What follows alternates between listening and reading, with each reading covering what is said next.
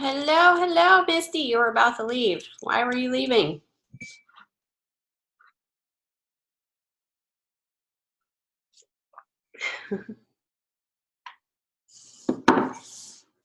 Can you hear me?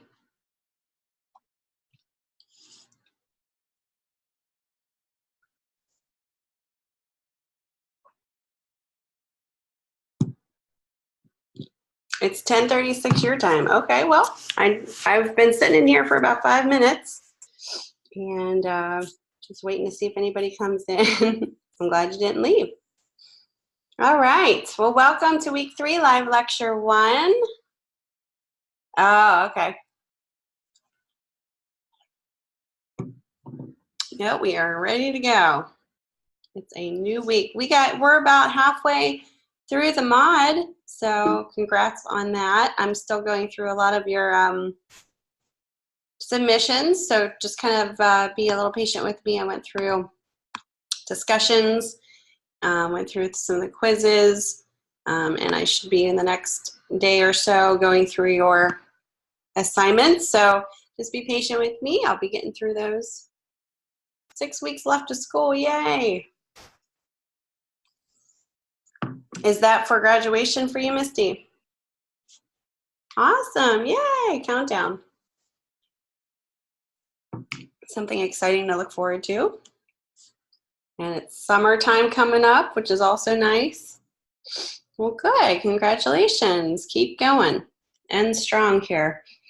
All right, so as we get into week 3, I did post an announcement about what we're going to be going over. Discussion 3 we'll talk about today, go over that, see if you have any questions, and then we'll get into your assignment 3. Okay, there you go, till the fall, right? At this point, do you have any questions?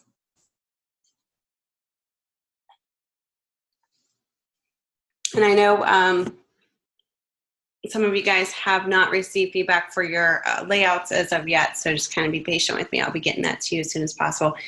I'll be doing a lot this evening as well. Yes, do we make and product? What does that mean, a product?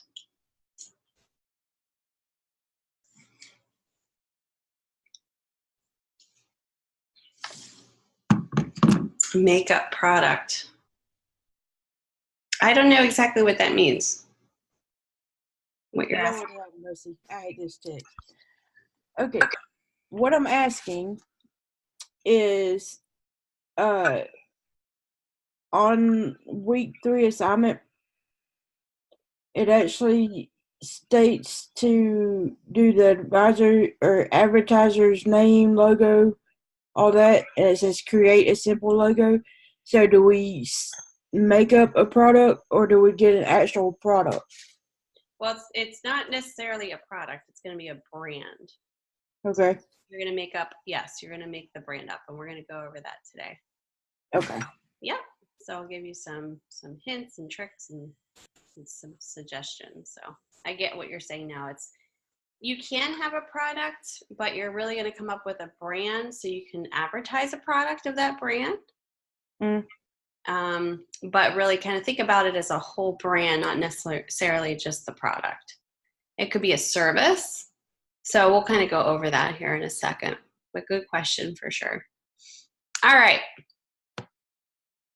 Yeah, so she kind of was asking about the assignment 3, which we're going to go over, and I'll kind of give you some ideas of what you can, maybe some ideas of different brands that you can think of. But for the overview this week, we're going to I'm checking in, obviously, just now. Discussion 3 we'll go over, and then we're going to talk about grids, and then we'll go right into your assignment 3, and I'll do a demo. So hopefully that'll help kind of clarify a lot of things in regards to that. All right, so just opening it up with a nice little quote here. Design is thinking, made visual. Sol Bass is a designer here, made this quote. So really thinking about that, we are organizers. We're visual organizers as designers. So we are going through our design processes to create something aesthetically beautiful, but also something that is functional as well. So when you're thinking about your ads that you're going to be creating this week, we want it to look aesthetically pleasing. We want to kind of visually make it look, visually effective, pulling the audience in. But we also want it to do its job, which is to visually communicate very clearly and effectively to the target audience. How we do that is through principles of design, elements of design. So as long as you're kind of following those appropriately, it will be effective. So you can always, I always like to say, you can create a very aesthetic looking logo. Let's, for example, you can create a logo that's aesthetically pleasing, but does it actually work effectively for the brand? So there's a little bit more thinking that goes behind just creating a beautiful logo. It has to be meaningful. It has to be effective. So going through your design processes, even through, this class, doing your sketches, thinking about grids, laying down the foundation, thinking about how to keep everything aesthetically unified, using the grid structure properly, being cohesive. That's all, that's all coming together to help make your design effective, allowing it to be, there's nothing kind of popping out in a bad way where somebody's stopping their reading and, ignoring certain things because it's hard to follow. So we have to be visual organizers.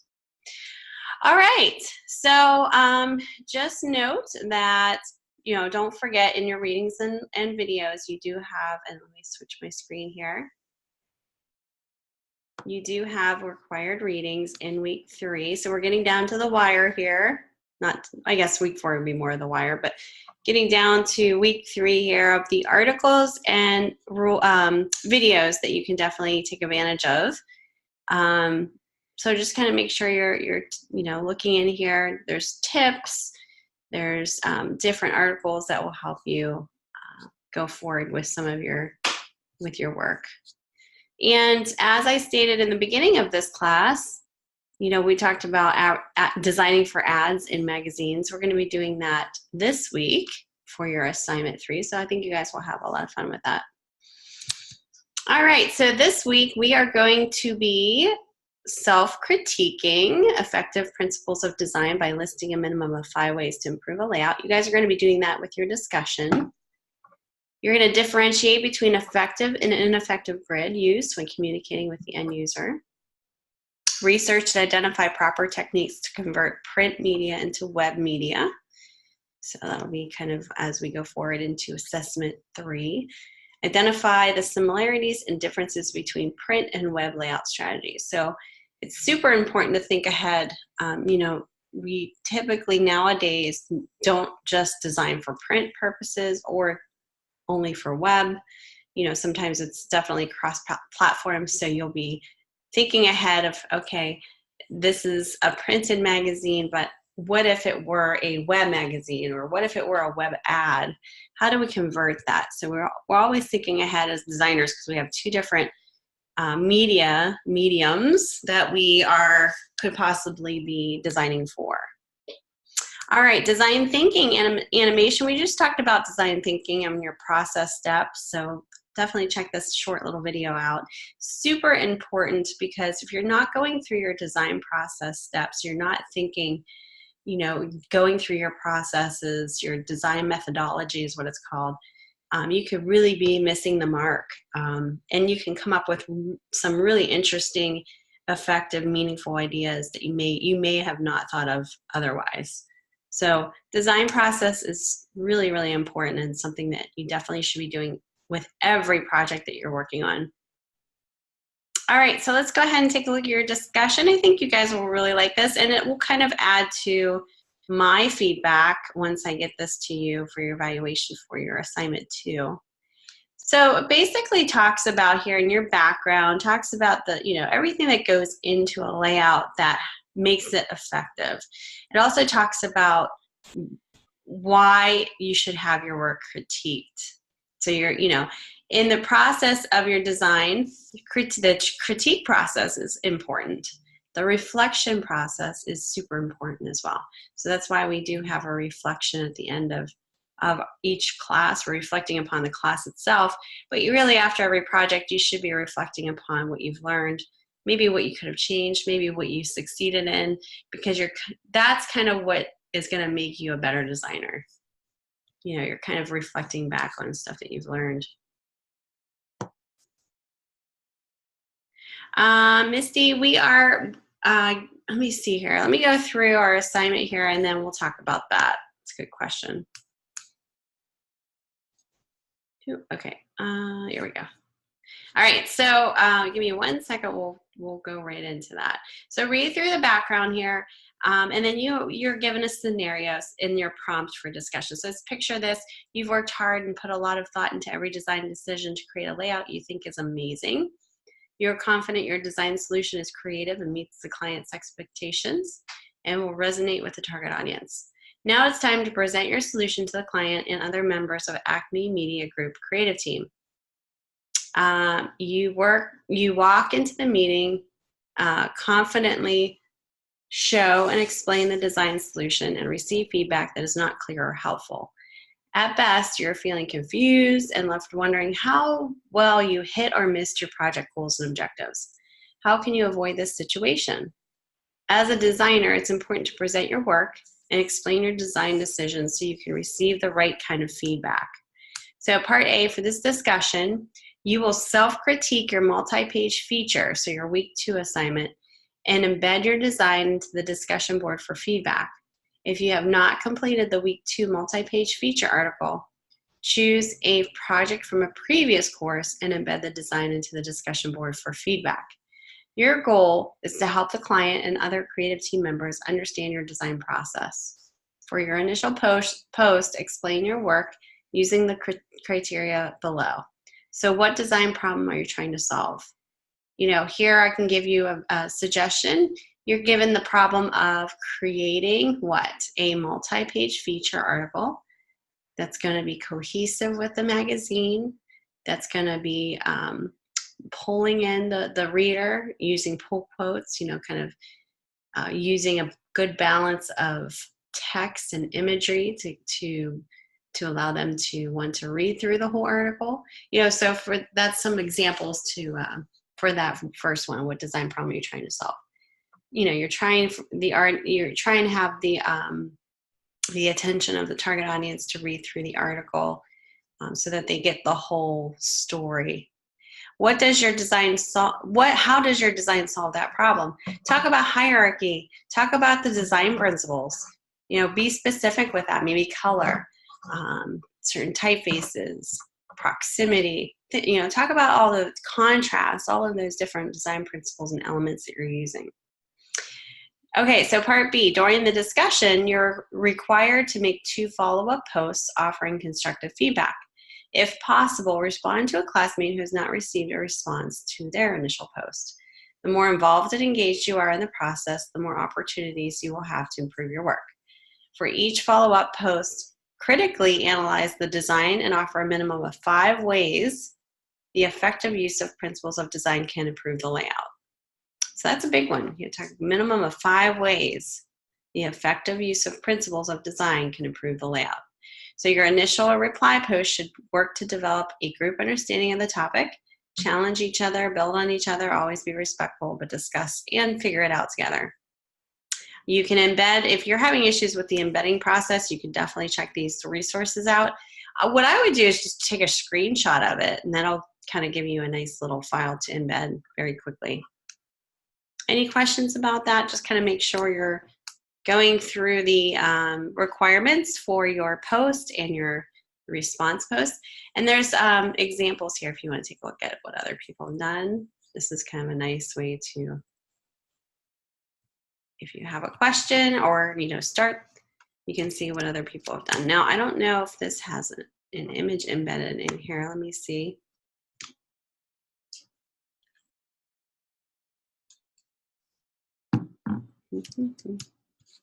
Yeah, it looks like the image is not in here, but you can at least read the word part.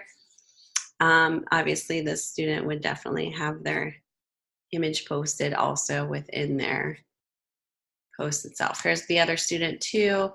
So you can kind of read through what they wrote, and obviously you're not going to copy it, but you're going to get a better idea of what is asked of you in this discussion. So this person said, the design problem I tried to solve in my magazine spread was choice of typography to improve readability. That was the first sentence of their post. So you could definitely read through there and get a good idea. Just don't forget to post your example in there, embedding your, yeah. Where does it say here? Embed your article, your 2-page, multi-page feature article. Okay, any questions about that?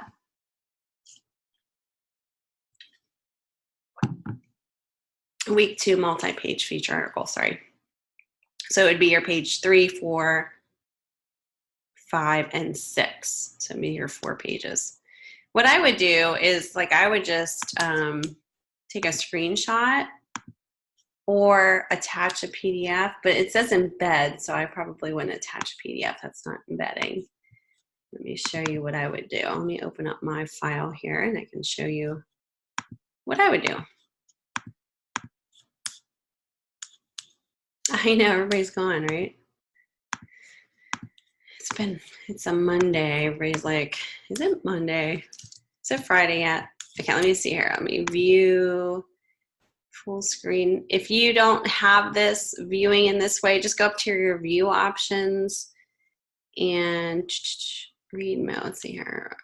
View, page display, and you can do 2-page scrolling, and this will give you your facing pages. So once you have this ready, all you have to do is do Command Shift 4, and that'll give you your crosshairs. You can take a picture of your page 3 first. You'll hear a little camera snap. Command Shift 4 again. You can take a picture of your inside spread. Command Shift 4 again, and you can take a picture of your last page.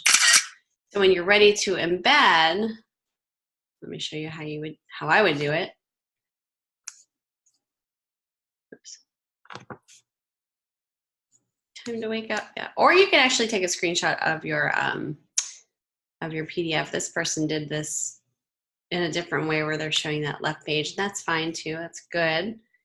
But let's say you're posting what I just showed you. I'm going to hit reply, and you're going to, type your post here. Hello. And answer the prompts, and then you would just go ahead and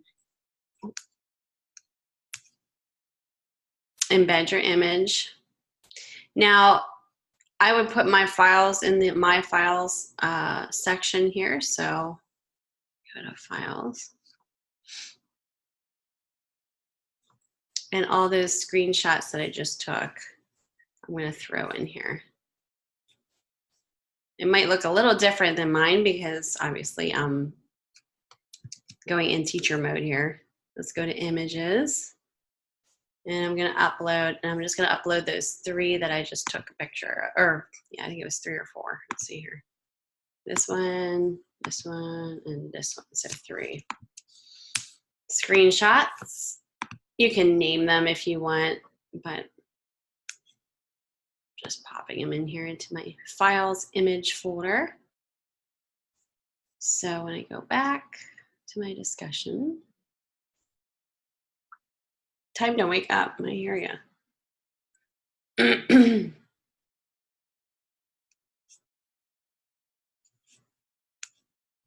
There we go. When I go to embed, I go to my Canvas section, my files, or course files. I might have went to course files here. Yours might be different. Again, like I said, my files are going to look a little different than yours. But here are my screenshots. So here's the first one, second one, and third one. I don't know if I can shift select these. Oh, these look like they broke. Let's see if they're broken here.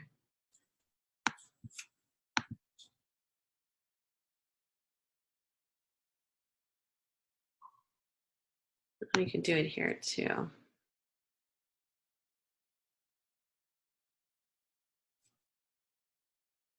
There we go. So then you can just paste in all 3. This is the first one.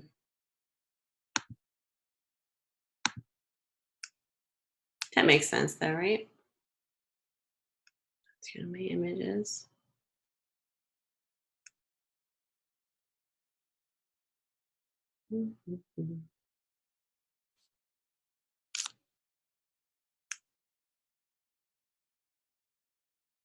Okay, and then there's my double page spread and then my last page. So you get the idea there. I won't post this, and then you just hit post reply when you're done. I have one more image I would have to upload the last page, but that's how you would embed this. You could actually make this one a little smaller too by just clicking on it and downsizing it a little bit. So it's a little bit like the size of what you're doing here. Any questions about that?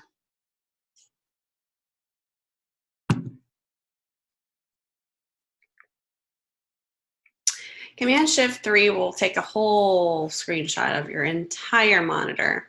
Command-Shift-4 will allow you to actually crop in what you want without having the extra stuff around it. Yep. So there's two different ways to screenshot for sure. The way that I showed you had the little crosshairs so you could crop in what you want to actually specifically, yep, frame out, yep. All right, so no questions with the discussion. We'll go forward here. We're going to talk about grids because you guys were had a little overview last time we were in here last week, and then the assessment was about grids. So we're going to talk about this a little bit in detail and really make sure that you have a good understanding of what it is and what goes into a grid. So, and why we use them, the purposes of them. So grids are a series of intersecting axes that create horizontal and vertical divisions of space on a page. You can see right here a grid structure being applied. It allows grids allow the placement and interaction of visual elements, creating a movement across a layout. Oh, you're fine, Misty. You're not annoying. Grids can be simple or complex depending on the content. So think about this when you're designing your ads for assignment 3. Use a grid structure. Grids are not meant to be restrictive. They can be modified to fit content. And why we use grids is to control elements and information, organize, create rhythm, harmony, unity, readability, movement on a page or on a layout, balance, direction, contrast, interaction, and order. So, if you have a really strict, if you're using a grid effectively, there's no doing wrong with that. You will have a successful layout. Elements in a grid. What goes into a grid? So we'll talk about columns, gutter widths, which are column intervals, flow lines, which also can be known as rows, grid modules, and margins. I posted a link in announcements last week that kind of went over some of these topics here. But let's discuss each of these. So margins, when I say, hey, pay attention to your margins, be mindful of that. What are they? Well, they define the active area of a page and direct the viewer towards the visual elements. So they're basically what's framing your information. Margins can vary in size depending on format as well as content. Folios, you guys worked on that with your page numbers, can be placed in the margins. Margins are not intended to trap content. They are instead used to activate the positive spaces in a layout. And for layouts with large amounts of text, so for instance, books, large margins are ideal as they provide breathing space. So the margins are shown down here in the visual. All right, we also talk about columns. So if I've talked about, hey, adjust your columns, what are they? So they vertically divide space used to align visual elements. So you can see the columns there. This one is 1, 2, 3, 4, 5, 6 columns. Single, multiple columns can be used or interchanged. So for instance, the headline and the first paragraph are utilizing 1, 2, 3, 4 columns really, and then the body copy is 6 columns. So you can kind of switch it up. The quantity and complexity of information determines the columns. Within your columns, in the middle of these columns are what's called gutter. So if you ever heard me say adjust the gutter space, this is what I'm referring to. It's the gutter, also known as column intervals. It's the negative space that separates one column from the next and prevents text and images from clashing. So again, it kind of creates that balance, that breathing room needed, that space. You also have flow lines, and there's support for vertical columns by dividing this page into horizontal intervals. You can see the flow lines there are blue, to provide additional alignment points across a grid. So dictate the horizontal positions of a visual element and how they rise or fall along columns is how you can dictate those using flow lines. And then flow lines also provide consistency in the layout. So this example here, those blue horizontal lines are flow lines, and they can be spaced out equally as you see here, or not so equally if some are maybe a little bit farther up on the page. They don't necessarily always have to be equal. We talked about modules a little bit last week, but they are spaces created by columns, rows, and margins that support text and visuals. Content will determine the amount of active modules. Modules can be used for consistency, and it's okay to leave modules empty as negative space to balance design. So here's a really nice little visual here of all of the terms that we just talked about. So you have columns in the first upper left-hand corner there, and it's visually telling you, or verbally telling you what columns are. We just discussed that, and then it's showing a little key of where that is visually on the page there. So it's a little orange section. Modules is the bright orange, or darker orange, I should say. Margins is the blue all around the layout of the framing the layout. Spatial zones, we didn't talk about that. That's groups of modules or columns that form specific areas for type, ads, images, or other information. We talked about flow lines, that's the horizontal lines there. And then markers are basically little marks at the very bottom, help a reader navigate a document indicating placement for material that appears in the same location. Markers include page numbers, running heads, feet, headers, footers, and icons. There's another visual example. I think it's a little easier to read too. So it's good to know what each of these terms mean. And because, I could be giving you feedback saying, hey, your columns need to be adjusted, your flow line, your modules aren't quite, unifying, or you're, talking about your folio, you'll know what I'm talking about, so we can all communicate effectively and speak professionally. All right, a modular grid. So let's talk about different grid structures. You kind of touched base on this last week too. Modular grids and what's appropriate for specific layout. But modular grids are same as multiple column grid with the addition of flow lines. They are active areas of the page that accommodate visual elements, and they're good for complex applications such as magazines and newspapers. So here's an example of a modular grid.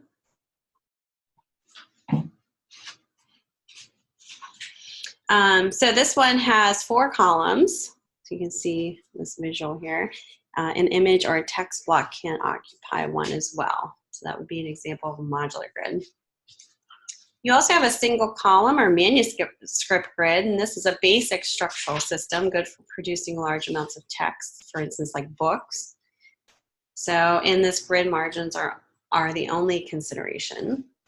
Here's an example of a single column manuscript grid. You see this a lot with just regular, books without a lot of images. You also have the multiple column grid. This contains multiple spatial intervals, very flexible grid allowing for a range of visual elements. Great for complex projects like magazines, newspapers, and publications with diverse content. Rhythm, it provides rhythm, movement, and tension. It can be developed through the interaction of visual elements in multiple column grid. You guys are basically really kind of utilizing this for your projects this week. So that's a pretty common one. You also have the hierarchical grid. So based on intuitive placement of elements rather than regular repetition of intervals is what this is based on. It's a little bit more intuitive. Organic approach to using grids. So when you say that just means it's not as structured. It has a little bit more of a leeway in that, a little bit more creativity and not as structured. And alignments change depending on content, but remain proportionally integrated. And web pages are good examples of this. So this is, that was the hierarchical grid. Then you have alternative grids, and these are more loose and organic. They rely heavily on intuitive placement. And most alternative grids rely on a dominant visual element focal point to help align other elements. Develop spatial relationships through the push-pull technique. So this is the alternative grid example. This would be used for instance, this is an example, and it shows you the grid structure being used on the top and how the elements were integrated with that grid on the bottom. This would be for like a design magazine, something that's, obviously a little different, a little bit more organic, more creative. This wouldn't be used for something more conservative as what we're talking about. Any questions about that? So we just kind of discussed the elements that go into a grid structure, and then we talked about specific grid structures that you can kind of play around with and recognize. All right, looks like no questions. I'm going to take a quick little 5-minute break here so you can kind of get some more coffee, wake up a little bit more. I know I'm going to get some more coffee. Take a 5-minute break, and then we'll take a look at your assignment 3. I'll read over it, and then I'll do a demo. Sound good? All right. I'll be back in 5 minutes.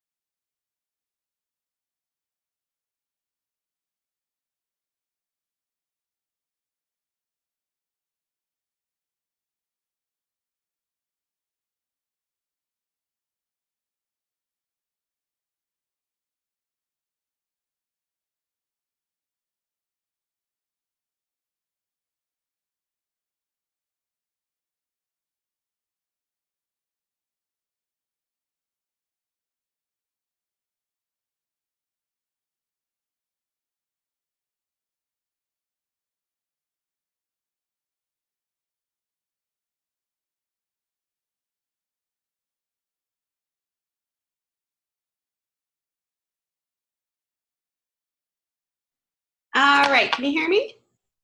Sorry, it took me a little longer. I was had a little sneezing fit here, and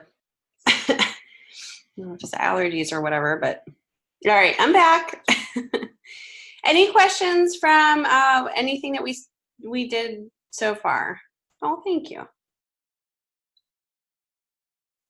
I know you probably have questions about the assignment, so let's go ahead and take a look at that. We'll read through that and then hopefully clarify anything that you have questions about. All right. All right, so basically what you're going to be doing is creating an ad, a full page ad in your magazine to place on your last page. So go ahead and read through this information. This is assignment 3, make them an offer they can't refuse. Talks about effectively communicating a message through an advertisement. I won't bore you with reading over that. You can definitely, not want to say bore you, but word for word. Go ahead and read through the background. I'm going to go straight to the prompt, and this is what's being asked of you in your assignment. So let's go ahead and go through this. If you have any questions, let me know, and then I'll get started with the demo. Okay, so whether you are advertising a new product or service, creating an advertisement can persuade the consumer to purchase the product or service based on the information presented in the ad. With magazines, it's possible to target a specific target audience. If an advertiser has a product or service to promote, they may choose magazine advertising because many magazines have a large circulation that targets a specific demographic. A designer who can differentiate between effective and ineffective grid use when communicating with the end user will be able to create an advertisement that attracts attention, communicates through the arrangement of design elements, and persuades the consumer to purchase the product or service. So for this assignment, you will design a full page advertisement using an effective grid structure that will be placed on the back cover of your magazine. Carefully choose a product or service that targets your magazine's audience. So here are your assignment instructions. In the 8-page document you set up in week 1, you will be using page 8 for your full page advertisement. Create a grid structure that effectively communicates with the end user. Apply the principles of design. And then also what's required, you have to have at least these elements in your layout to be, possibly given full credit. So headline needs to be in there, one visual image at least, minimum, body copy of some sort, and then the advertiser's name, logo, create a simple logo, and contact information. When you're done, you're going to package your InDesign file, include a PDF, save your package folder as a zipped file, and then name your zip file as that is showing you with your first and last name. Any questions about that? I'm going to open up your sample ads here so you can at least see what the benchmarks are from past student work. But in the meantime, let me know if you have any questions, and then I'll kind of show you how I would approach this, give you some tips and suggestions here. All right, so let me open this one up here. These are both for the same magazine, the remodeling magazine. Here's the first example. So the they're using the obviously the principles of design, a grid structure. Their focal point is the larger image in the background, connecting with the brand itself. So this is an ABC Kitchen and Bath brand, and they're selling kitchen remodeling kitchens. That's kind of like their service. Their headlines: affordable luxury pulls you in, enjoy a kitchen for your lifestyle. Kind of gives a little bit more information about what they do with a very simple subhead, and then the actual logo that's created here with the call out information is given right below that in a nice way that the eye just flows right straight down and across the page. At the very bottom is an offer. So you can see there's not a lot of body copy here, and that's a good thing. You don't want a ton of reading on a full page ad. You don't want to see paragraphs of copy. So keep it simple. This is a good example of that. Here's another one, just a different variation of one, different grid structure, same brand, just kind of playing around with the layout, imagery, that's kind of the focal point. So this is more of a almost a 1/3 type of a layout. Bottom right-hand corner is great in this type of a grid. That's the call-out information, is kind of the send-off. So your eye goes to the focal point of the image, down to the headline, subhead, possibly the, well, I definitely go straight down to the offer at the very bottom, and then the last thing that they see, which is a good thing. You know, everybody, you know, you might think, oh, it's the last thing you see, but really it is the send off. So it's the thing that you remember maybe the most is the contact information. So these would be, the target audience for these would definitely be in the remodeling magazine. So that's a service of remodeling kitchens, or, well, those are both kitchens. So that's a service, a brand service. You can also do products in regards to the home building sector and industry.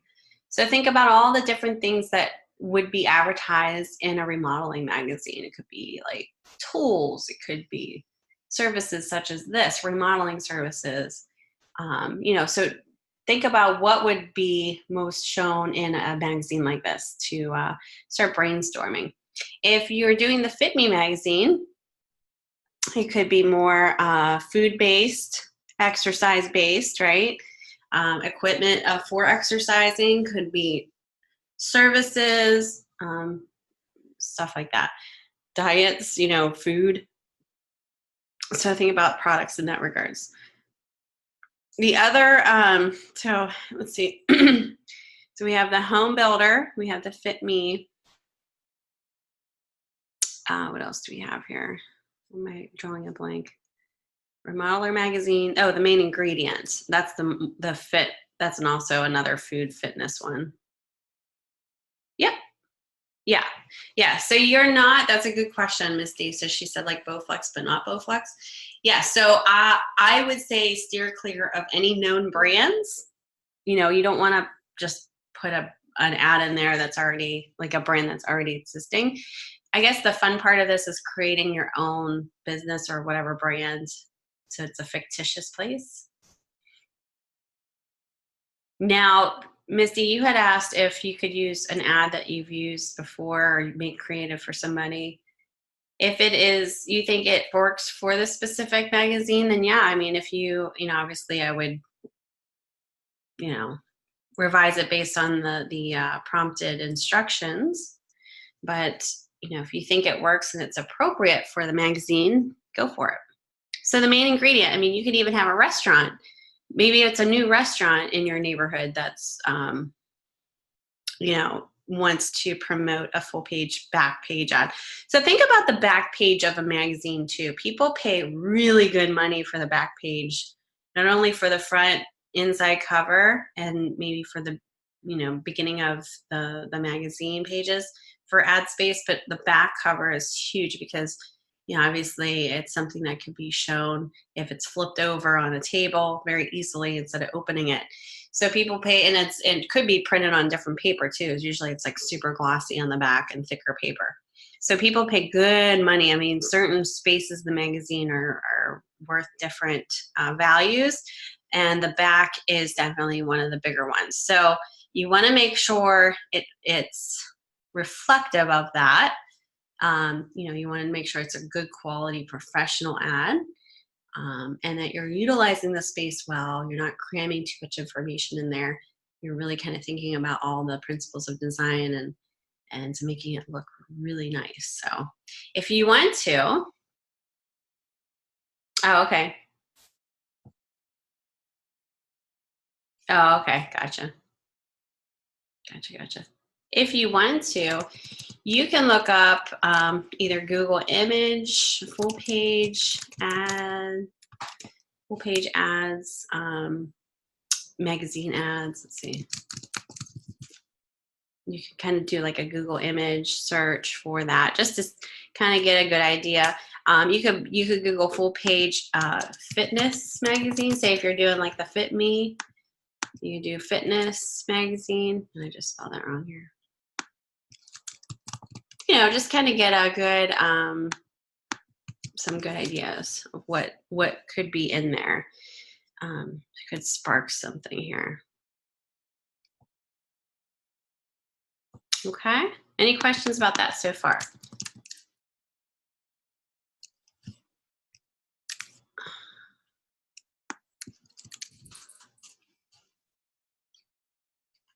Yeah, some of them are. Yeah, there's definitely ones that are better than others. So just scroll through and kind of see what inspires you. You might pull it into your folder just because you like the way the layout is, the grid structure. So you can be inspired in that regards, kind of pull it into a folder so you can keep it for your process steps. Now, what I would do, I would look for a high-res image to use, and it's royalty-free. Pixabay is a great site for that. I'm sure you've heard of this before. If not, it's pixabay.com. And you can search images that relate to whatever the brand is, the product that you're, or service that you're wanting to do. Now, I'm doing the Fit Me magazine, so I already in my mind did a whole idea of this. And I don't even know if this exists out there. It'd be kind of cool, and it probably does. But I was thinking about doing like a yoga brand that's mobile, and it's like where you can take classes anywhere, and they come to you or they come to that location. I'm sure they probably do this anyway, but for this ad, I came up with my own brand. So, it's fun to think about, okay, what can I create? Maybe it's something that you invented. That could be something interesting, like an event of some sort, or, something in that regards. I mean, obviously you have some restrictions in regards to products and stuff like that, but, it's kind of fun to think about what if I were an advertiser wanting to advertise in this magazine. Who would I be? Is there any business that I've thought about? So I'm thinking about yoga. There you go. There you go. So I'm going to type in yoga. I went to Pixabay and I typed in yoga, or you can type in a keyword of whatever product or service or related idea that you want to do, and start thinking about the imagery that you want to portray for your brand. How do you want your brand to look, or the product to show of your brand? Start really thinking about not just the magazine, but this is like a brand in itself that's going to advertise in. So this should not be related to the actual publication in regards to connecting with the publication. Shouldn't have, for instance, the logo of the magazine in there. This is a different brand that's actually placing an ad in the magazine. So obviously it's related to the magazine, but it's not the actual magazine ad itself, like from them. It's not a promotional ad from the magazine itself. So I went through here and I'm like, okay, what are the best images in here for something that would be like a mobile remote yoga type of a service out there? And I downloaded, and I don't see it in here. That's actually kind of cool. An image that I thought worked really nice. Now I don't see it in here, so I'm gonna go right into InDesign and show you kind of what I picked. Now it's an 8.5 by 11 layout, so go ahead and in InDesign, you're gonna create an 8.5 by 11. Space here. So I just went up to File, New Document, and you can leave all of your margins, everything the same as in the default. Actually, I'm going to put one page, and I don't have to do facing pages. Margins look good. You can even set this to half. Keep it all very similar there. There we go. Go ahead and name it.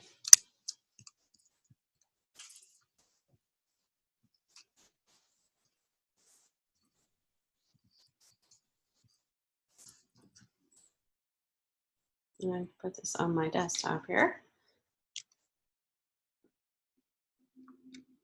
All right, so thinking about the brand name, I kind of thought about something that would be, let me see here. You can come up with the name. It shouldn't be a name that already exists.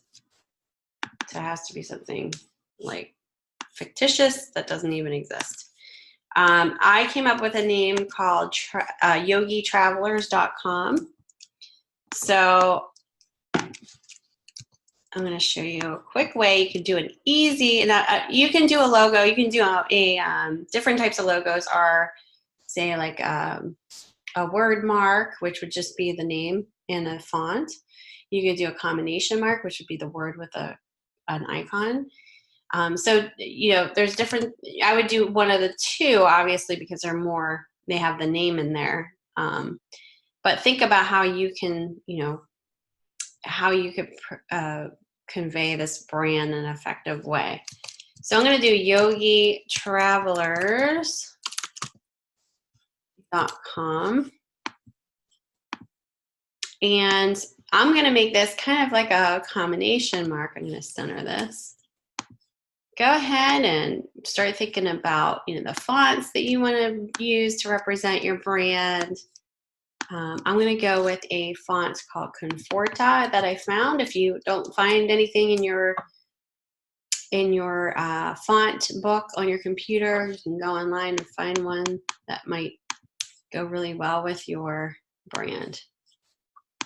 This font was nice because it's a very neutral font, so it's not feminine nor masculine. It looks very simple, and that's kind of what I wanted for this, because yoga is very simple. It should be simple and free. It's not edgy at all. It's softer. So, you know, thinking about the font that will represent your brand is super important. So think about, you know, I always like to say, write out adjectives. You know, how would you describe your brand? And these adjectives would be reflective in your elements, such as your typeface. Now I'm going to keep this super simple. I'm going to go ahead and make a mark with this. And I'm just going to do a simple circle. And this is something that you have to figure out on your own, like what you want your brand to look like. And I'm just going to, oops, make a copy of this here. I'm alt dragging this so I can make a copy of it. And I'm going to align this a little bit better. So I'm going to go up to, let's see, where's my alignment options here? I always get this confused with, oh, there we go, object and layout, align. I always get that confused with Illustrator because it's a little different. There we go. We want distribute horizontal centers, and that'll distribute it evenly. And I think that's kind of cool. Kind of goes with the whole yoga theme here. I'm gonna make sure it's centered. Very simple. Pull this down a little closer to it, and there you go. Here's my simple yoga.com is the name, and the address is kind of acting as the double call out there, the name with the email address. All right, so very simple logo. Go ahead and start thinking about what you're going to do with your layout, what type of grid structure that you're going to do to organize your imagery. You can use these margin guides to do that. Say if you want to do a 1/3 layout, for example, you know, mark out, okay, I want all the image to be up here and then the text to be down here. So you can use your guides to do that. Like I said, I already picked an image out, so I'm going to have a full bleed on all sides. I decided a focal point of the background image is probably good. Something very symmetrical would be good. Everything being centered for something like this is probably key.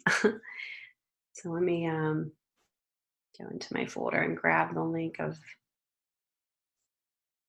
her here. Now, this is the image that I picked for my printed ad. What I would suggest you do is when you download that high-res image, I would open it up in Photoshop first before you even place it in InDesign. This is the way that you should really kind of get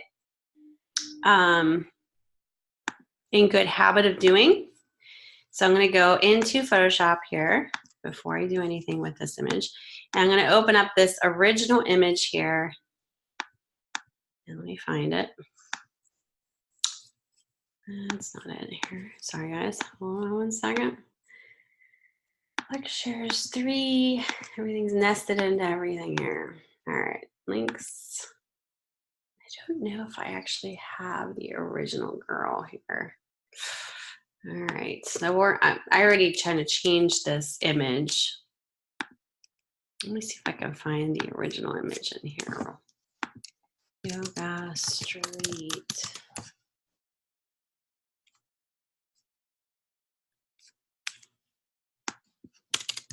Trying to find the original image.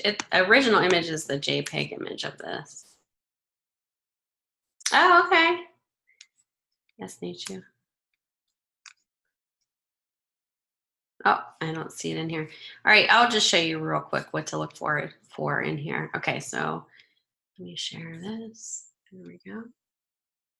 Okay, so you're going to open up your original image. Now, I already changed this. I'm going to unlock this now. So you can see it's a TIFF file, and I already changed the name. But yours should say whatever the file name is, .jpeg.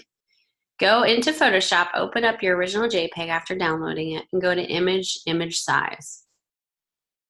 What you're going to see is this resolution is going to be set at 72 dots per inch, pixels per inch. And this will probably be a little bigger in size. Make sure it's in inches. And what you're going to do is you're going to type in 300 here, and it's going to change the size up here. 300 resolution is what you would need for a high-res printed image. Now, if you're doing web, you would save this as 72 dots per inch. And once you click OK, I already have that changed. Then you're going to do a save as, and you're going to save it as a TIFF file. So under here, the format, you're going to save it as the TIFF file. That's typically a printed high-res, a good printed final high-res file. Click Save. I already did that. So just remember that step in this process so that you're not placing a low-res file. Okay, so I went File, Place, and now I'm going to go Fit, Fill Frame Proportionally. And it looks really good. I just need to like center her a little bit better so that fit it within the box that I made. This is my center. I just want to make sure if I double click on her, the bounding box turns red, and I can use my arrows to kind of maybe center her a little bit better. Then I'm going to go Object, Send to Back, Range Send to Back so that I can see my logo here. And because my logo is so dark and I can't see it with this background image, I have to make it lighter. So I have to make it white, which is fine. It works perfectly, actually. Hold on one second. Double click on my T. There we go, and choose the white, or I can go to swatches and choose white. And then here, choosing white would probably be best because I'm in the dark here. There we go. So this is what this looks like here. I would probably make this a little smaller. So I'm going to select both icon and image, or icon and type. And I can downsize really easily by using the scale tool. I don't know if you guys can see this here. Scale tool right here. Just double click on that with those two selected, and I can proportionately, as long as my X and my Y coordinates are linked, I can scale this down proportionately. Now I just have to center it and all that good stuff, but that's kind of another way that you can do this very easily. All right, I want to keep this simple, and I want to use the same font for my headline, but I want to think of a headline that's going to be catchy, that's going to kind of bring in the audience kind of in a way that they want to find out more about what this is, and then relate it to my brand as well. So this is where it kind of can get a little tricky because you want to keep it simple and sweet. You don't want it to be too long in the explanation. You want it to be, eye-catching and interesting, but you also want to, verbally be interesting as well. So image and type should go together.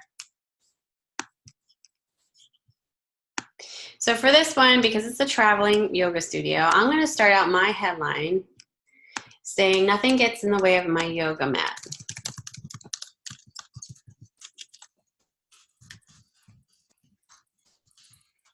All right, I know you can't see this. I'm gonna make this white here first. And I just think that's a nice headline to start out with, something very, oh, it's almost like she's saying it in this picture, and obviously nothing is getting in the way of the yoga mat. If there's a mobile yoga service out there, and this is kind of what it's all about. Make sure that it's breaking in a good way. You know, nothing gets in the way of my yoga mat. That breaks perfectly. You might need to say it out loud in your head just to see how that would break perfectly, and when you pause with speaking it. It's a little hard to see here, so I'm going to throw a little subtle drop shadow on it. So I'm going to go up to Object, Effects, Drop Shadow. And I'm not going to put a really dark one on there. I'm just going to pull this back a little bit distance-wise.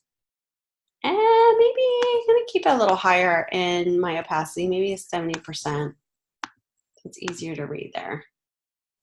Now I need a subhead underneath here. It kind of just explains a little bit about what it is this ad is about. And this is more of a call out, really, and a subhead. So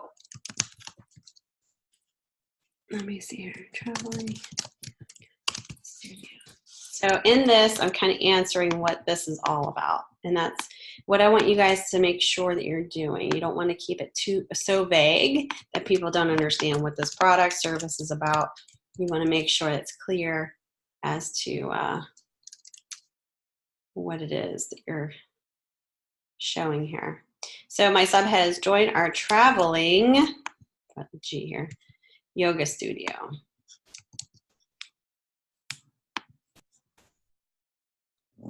So it's like a call out, but then it explains what it is. Compress the image. Hold on one second.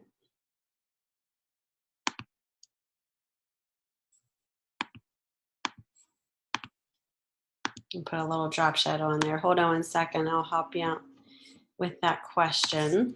I'm going to pull this just a little bit closer together. So you can see spatially, you know, these two are a little closer together, so they read close together, and then you have a nice focal point in the background, very simple with my word mark. So that's very simple. That's all you would need to do. I have my headline, nothing gets in the way of my yoga mat. I can make this like almost like a testimonial where it has like the quotation marks in it.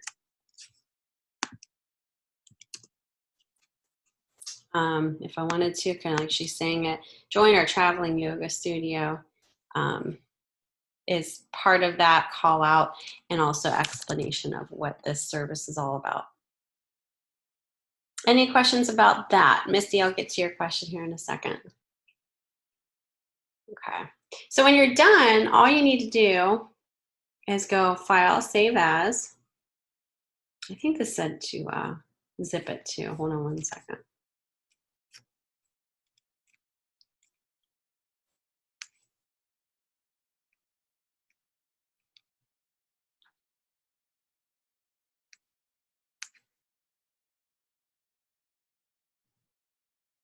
Okay, yes, package. So you're going to package you're going to package your whole file. So you're going to do it all around. So file, you're going to say file package.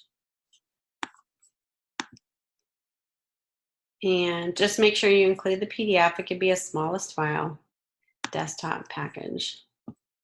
And then don't forget to open up your packaged file when you're done, just to make sure everything's in there, looks good. And then I would also open up inside your packaged folder the PDF, just view it. Oops, just view it so that, you know, if anything looks weird, you can address it. So here's my PDF that I just opened from my packaged file, and it looks pretty good. The image looks pretty good. Now, the only thing is, you know, we're going to be placing this in your page 8. So once you're done with that and you package that, I would go back to, and I didn't show this before, so it's going to be a little weird. This is an empty one. To your actual file that we left off of.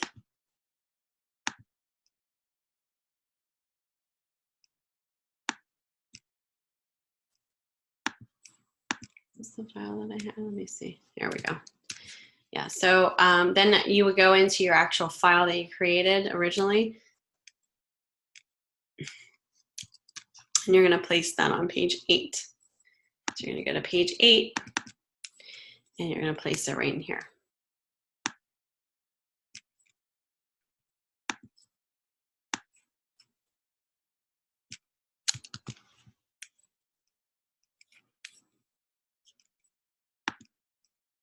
And what you could do is just place the actual PDF. It's going to be good right there. So the high-res PDF can be placed right in there. And that's typically how an ad is placed into your magazine, unless it's created in, you know, basically right inside the actual page.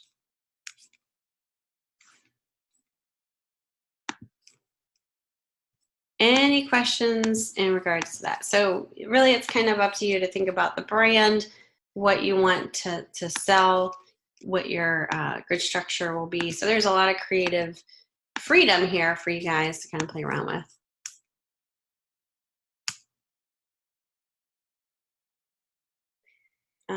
It's easier to create than place the ad. I just did it that way because that's typically how it's done. You know, if you create an ad, it's in that, you know, it's in a new layout, and then you place it in as a PDF. If you do it where you're placing it and creating it in the actual pages of your magazine, you know, obviously I'm not going to give you points off for it. It's just when you package your file, I'm going to get all of your pages instead of just your ad. Does that make sense? And then you can also just get in the habit of placing it in there the way that you normally would if you were given the ad or creating it for a magazine. It doesn't specifically say what, you know, it just says to create an ad in here. Let's see here. Actually give you page create a structure. Yeah, it doesn't actually say to do like an individual page for the ad, but you know, so either way, I wouldn't give you points if you did that. All right, so let me see your screen here, Misty, if you want to share your screen, because when you were talking about compression, I want to see what you're talking about here. So I'm going to stop sharing, and you can go ahead and share your screen if you're ready. And you can unmute yourself too if you want to talk.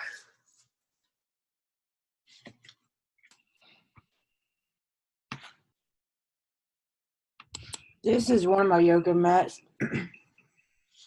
Oh, okay.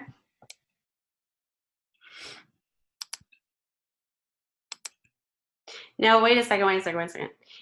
You're actually, this is a screenshot, so it's going to be low res. Do you have an original like image of this? No. Okay, so it's going to be really, really, really like pixelated possibly. If you go up to image size right now, you'll see that it's probably your low res because of the screenshot. Did you change this recently? Mm-hmm. The resolution? Yeah. Yeah. So you need to start out with one it's not a screenshot, it's like an original image. If you start out with a screenshot, it's low res to begin with, and you can always change the resolution, but it's going to be really pixelated because it's low res. Does that make sense?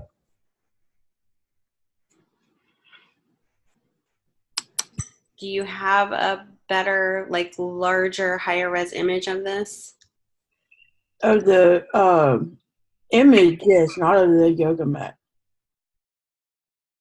Okay, The, that's what I'm the talking yoga mat is actually part of my store. The image is mine. about. I know, but the original image of the mat, we need a high-res image of. This is a screenshot. Okay. So if you can take an image, like take a picture of one, Mm-hmm. that would probably be better. Or Okay. find one that's like an original high-res image. Screenshots, and I know it's a screenshot because it says screenshot ping, are low res. Okay. So if you were to open up a screenshot in Photoshop without changing the pixels per inch, it's probably really, really, really, really small and low res. Mm.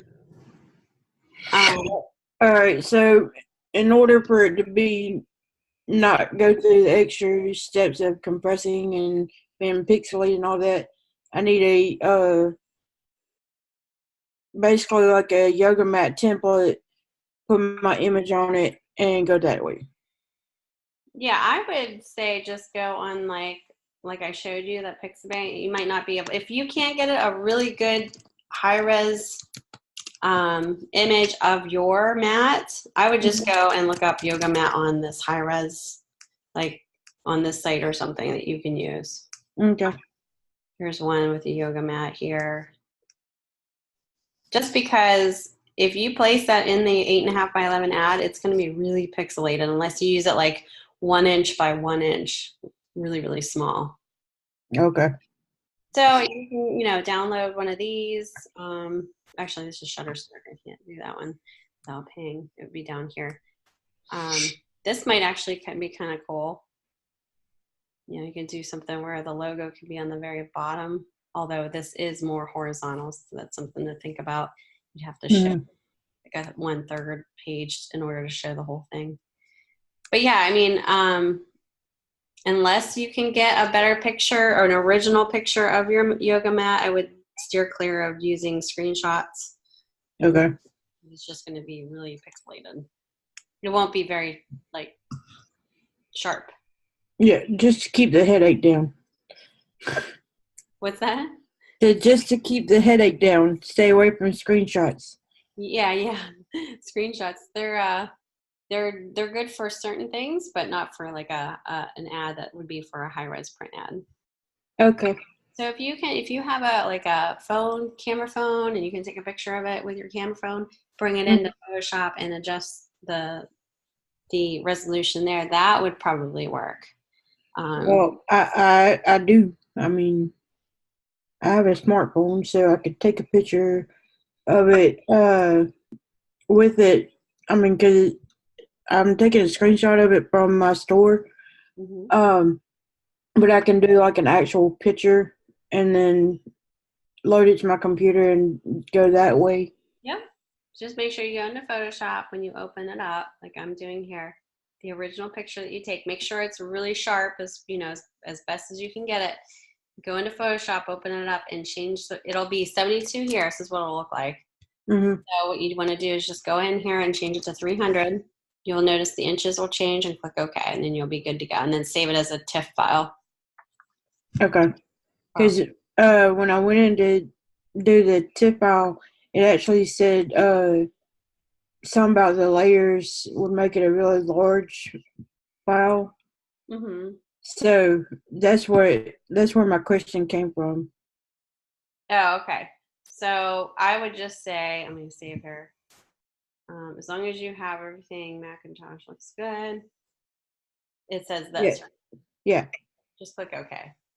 Okay. You don't really have, I don't have layers here. It's just telling you it's going to be a big file. And I'll show you kind of how big it'll be. TIFF files are always really big files. And don't be scared of that. Okay. It's because it is a high-res file, it's going to be a larger file. So I'll show you how you can check for that. Let me get rid of my stuff here. All right. So I just saved this to my desktop, and I'll show you what size it is. So you can, here's the TIFF file I just saved. Now, if I select it, just click once on it, and then I do Command-I, which is almost like a file info. Where's the editor? Command-I, get information. That's like the shortcut key. This is where you'll find how big this file is. So it's 13.6 megabytes. That's pretty common. That's fine. It's a big file, but it's only telling you, that it's a high res file, which is what you want. Okay. Now, when you convert this, say, from print to web, this is going to go down significantly. Okay. But make sure it is a little higher resolution because that is important. So don't be scared of that. It will just click OK when that comes up and you'll be fine. Okay. Yep. Well, that's the reason I asked that question, because it popped that up and I was like, oh, wait a minute, what am I supposed to do here? Yeah, you got so wrong. It was just saying, it's going to be a big file. And okay. We expect. But for a high resolution, we need it to be kind of big. You want the image. Yeah, you need the image. The file, like it should probably be around 12 by 8 or 9 by whatever in inches at 300 pixels per inch. Okay. And the file size, because there's 300 pixels per inch, will be bigger because of that. Large. Okay. All right. That makes sense? It does. Now just to come over the rest of the information for it, and I'm great. Okay. I'm trying to, let me pull something up here if I can find something that talks about this just a little bit in detail here. So we talk about low and high res. This is a good example of what a screenshot would look like because it's a little low res. Even if you change the pixels per inch like you did, like you went in there and changed it to 300, it's still going to look like this because it's a low res image from start. So what we want to do is we want to have a high res image from start, and we want to change it to 300 pixels per inch for printed purposes. That picture looks horrible. But I just wanted to show you that because, sometimes we can lose track of the differences, and these are definitely something to be mindful of. Okay. Well, I will definitely get that adjusted and yeah. So starting out with the highest res image possible is super important without changing anything. Okay. Yep. Did I kind of make things clear in regards to what is expected? Any other questions about that? No, you always make it clear when you do a demo. Well, I'm glad. Yeah, I think that's important because sometimes the information is could be a little harder to understand. So visually seeing it, the examples in the actual assignment with the other student work is good to see. I really wish you was teaching DES243 though. Oh, portfolio. Yes, I've had you for last 3 months. I know. You're so used to me now, right? Yeah, and I like how you teach. Oh, well, thank you. I mean, you teach to where, because I actually have difficulties with understanding really big words. And the way that you demo and break everything down is easy for me to understand. And that's how I'm able to do the work that I do. That's awesome. That's good. That's good to hear. I'm glad that I'm good with that. I always think I go too fast, so I'm a little worried about that. But good. No, put it this way, April. My 6-year-old, he'll sit in here, if he's out of school or whatever on the day we're having class. He'll sit in here and he'll be listening to you teach, and then I'll be, after live session or whatever, I'll be going through my assignment and I'll be like, crap, I forgot what to do. And he'll walk over and goes, Mom, like that. And I'm like, wow, go away. Oh, is that funny? That is so funny. I totally see my 5-year-old doing the same thing. Well, okay, so I had animate last mod, right? I hate that class. Absolutely hate it. Will never, ever, ever take that class again. But I was sitting there because when I started new Adobe app, I like to break it in before the class and everything, so I, kind of understand what I'm working with. Right. And that's what I was doing, like, before the March started. I'm like, I'm not going to use this. I don't like it. And my son, I kid you not, he came over, sat on the MacBook, and he was sitting there drawing, like, perfect little shapes and making little funky designs on it. I'm like, you need to get away from my computer and go play. And he was like, what, Bob? I'm like, nuh-uh. My 6-year-old should not know how to do this better than me. That's funny. Yeah, I actually, because I do this for a living, I've taught my daughter very young to do shapes using Illustrator and all of that. She's very comfortable in it. It's amazing. She's 5 and she could do all kinds of stuff now. Well, that's the thing with my little one. He's actually the youngest of all mine, and he, for the longest time, he didn't really talk due to double ear infections, and he just could. His speech was off, Right. and so he learned from a very young age how to use technology to talk to us, to communicate what he needed or what he wanted, along with sign language. And Wow. I mean, he's not deaf or anything. He can hear now. Right. But comfortable using technology then. Yeah. But he I got a Pixel 3.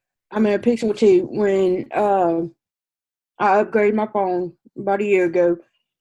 Yeah, it's an old phone. But anyway, I got it, and I'm like, okay, I don't know nothing about it. I'm gonna, play around with it. I had just figured out how to use my phone because it has a fingerprint thing on the back. Okay. I just figured out how to use my phone, and I set it down, and my son picks it up, puts it in the PIN code, no problem, goes to the Google Play, downloads his game, starts playing on my phone. I'm like, what are you doing? He goes, I'm playing my game, Mom. I'm like, I haven't downloaded nothing. Wow. I hadn't got that to that point yet. He goes, I got it, Mom. I'm like, That's funny. yeah. So That though. He'll be yeah, I have over 100 apps on my phone.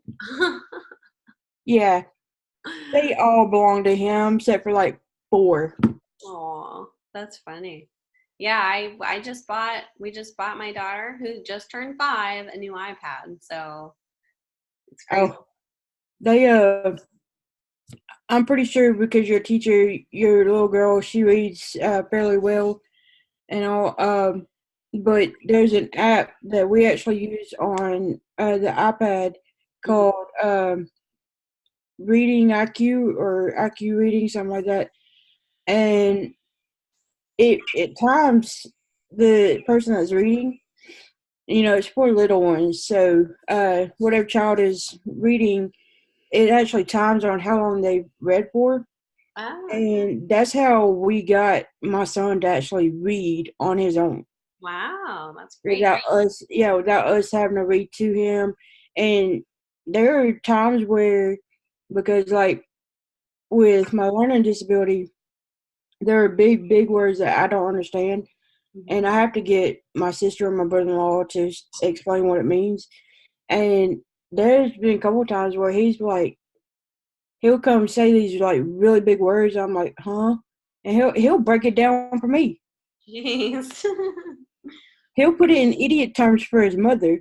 Aww. And I'm like, okay, that just makes me feel like a complete idiot because my child knows what you're talking about and I don't. You can learn from each other. That's funny. Well, that's the thing. They're actually the reason I started going to college is for my kids. And he's already told me that if he doesn't make it with wrestling, because that's his quote unquote main job, then he's going to be a police officer and then become a detective. And I'm like, well, that's a lot of school you got to go to college for and all this. And he goes, I know. Wow. After high school. I'm like, okay. So I achieved my goals. That's great. Yeah, that's great. So, Well, that's good to know. I'll have to check that app out because my daughter isn't reading yet. She's read, she knows her letters. mm, She just turned 5 and she's not in kindergarten yet, but that's definitely something I'll check out. all right. Well, I'll actually after class and all, I'll go get the name of it and I'll email it to you. Okay, yeah, that'd be great because I can download that on her iPad. Yeah, on the and it is a monthly subscription app, Okay. but it's well worth it. Yeah, that's So, yeah, but it is. yeah, I will get that and all for you. But I'm done with the questions. Okay. Well, Uh, thank you. I appreciate you suggesting that. So I'll take a look at your. oh, not a problem at all. Oh, But yeah, we sign language came in handy very quickly with my son mm-hmm. and all, and then I started actually doing like little reading apps on my phone, my old phone that I had before this one, and even though he wouldn't like read out loud on his own, he could Mm-hmm. actually sit down and read a third grade level book in kindergarten. Wow, Yeah. that's awesome. He just wouldn't read it loud because he was still having Mm-hmm. trouble pronouncing his words and all this because from the time he was a month old until he was 18 months old, anything that he heard was like he was underwater. Oh, yeah, that's So he wasn't able to get the fine motor skills when he was a baby and be right. able to develop them properly. So he didn't. I mean, he's 6 and he's still in speech because there are some things that he just can't say. Mm-hmm. But we know, because we've dealt with it for 6 years. Right. We know what he's trying to say and all. But yeah, he can read. He's in first grade, about to go into second grade. He can read a third grade level book. He can read chapter books and everything else, and it's all due to the reading apps that we use, and primarily the one that I was telling you about. Wow. Very cool. Very cool. So Yeah, send me that. I'm interested I, and I see definitely will. how that goes. I definitely will. Very, Well, very cool. I need to run because I have got to go take care of a couple of things before my son gets out of school. Yeah, we're gonna wrap it up. I think that's pretty much all we're doing today. So I'll see you on Wednesday, hopefully, and let me know if you have any questions. Yeah. 10:30 on Wednesday, my time. Yes. Okay. I'll try not to forget. Okay, Misty. Thank you. You have a great day. Okay. You too. All right. See ya. Bye.